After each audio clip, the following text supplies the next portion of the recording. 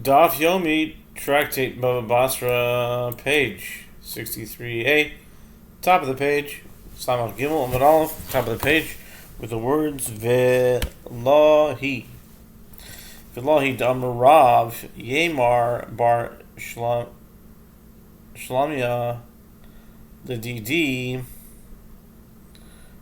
Shlemia Ledidi Mefarshli Mina Dehabaya Bain Mitzar Ara Demina Palga Ube Mitzar Ara Demina Pesika I Amar Le Elaine Mitzrana Ha Palga Lo Amar Le Elaine Mitzrana Tisha Kabin.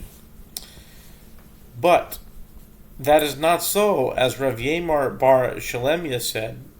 The matter was explained to me by Abaye as follows: whether the seller writes with regard to the fourth boundary, the boundary of the field, is the land through which the field is halved, or he writes the boundary of the field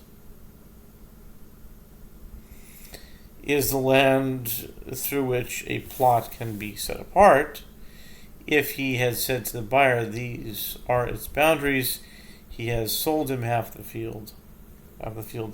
But if he did not say to the buyer, these are its boundaries, he has sold him only an area fit for sowing 9 kav of seed. Pshita Omar Yachalok Ploni Benichse Palga Tenu Chelek Leploni Benichse Mai. The Gemara raises a question about a similar case. It is obvious that if one said so and so should share in my property, he means to give him half of the property. If he said give so and so a portion of my property, what is the halacha? What portion of the property must he give him? Amar Ravina bar Kisi. Ravina bar Kisi said, Tashima, come and hear him. The Tanya we learned the Raisa Omer Tnu Chelik Leploni Babor. With regard to one who says, give so and so a portion of my cistern for his water needs. Sumchas Omer Ein Pachos Mirvia Nechavis. Ein pachos mishvinis, lekadera. Ein pachos mishnay masar, letafiach. Ein pachos mishisha asar. Okay. Sumcha says he must give him not less than 1/4 of the water in the cistern. If he qualifies his words and says, give so and so a portion of my cistern's water for his barrel, he must give him not less than 1/8 of the water. If he says give him a portion for his pot, he must give him not less than 1/12 of the water. And if he says give him for his cup, he must give him not less than 1/16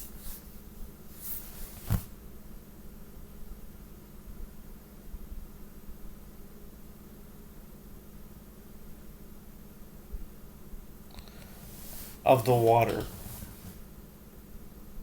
In any event, this Batra indicates that the unqualified phrase give so and so a portion should not be understood to mean give him 1/4. Wait a minute here. If someone's had a cistern, okay, give so and so a portion of my cistern. A portion of my cistern. Oh, okay. But what's how much is in there? I mean, 1/16 of what? You know what I mean? 1/12 of what? It doesn't say how big the cistern is. You know? 1/16 of a huge cistern could be way too much for a cup of water. You know what I mean? If you were obligated to give not less than 1/16, but the cistern is like, miles long, you're giving 1/16 of that. It's huge. It's too much for a cup. Doesn't make sense to me. But anyway, okay. Well, maybe I'm not exactly sure what a cistern is or what they mean by cistern here. What is a cistern exactly? Maybe a picture would help.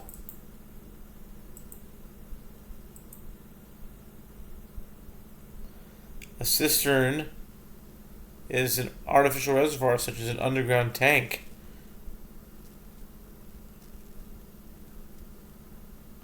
So you the 16th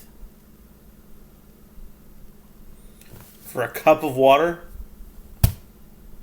16th still might be too much. At any rate,